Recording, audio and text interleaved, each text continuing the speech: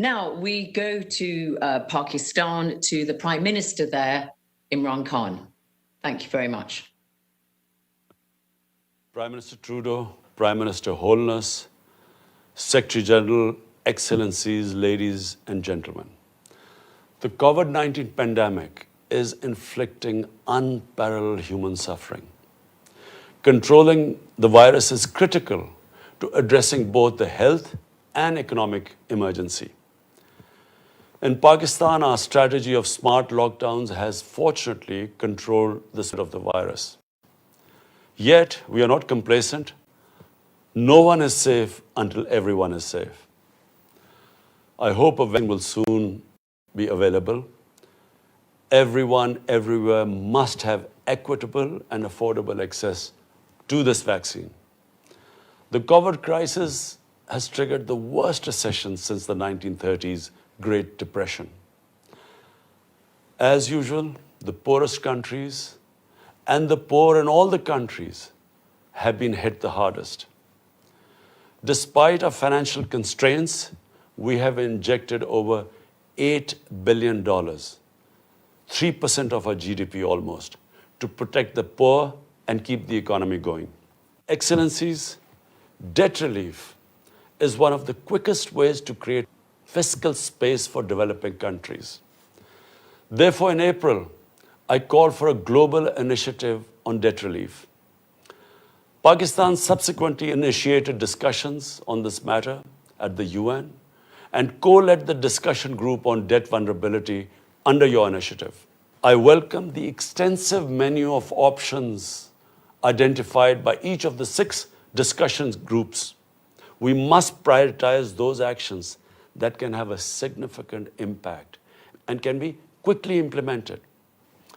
First, extension of the G20 debt service suspension initiative for at least 1 more year. The request for forbearance under this initiative should not affect the country's credit rating, since this is due to force majeure, not mismanagement. Second, the multilateral development banks should participate in debt suspension initiatives. Third, other short-term measures which could cover both official and private creditors include debt swaps for health, climate and SDGs, debt buybacks, reprofiling debt, and regional resilience funds.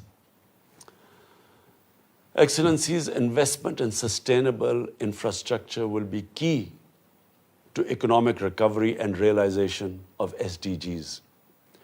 We should create a UN infrastructure investment facility to mobilize an additional $1.5 trillion annually for the developing countries. The IMF estimates that developing countries would require an additional $2.5 trillion to recover from COVID-induced contraction.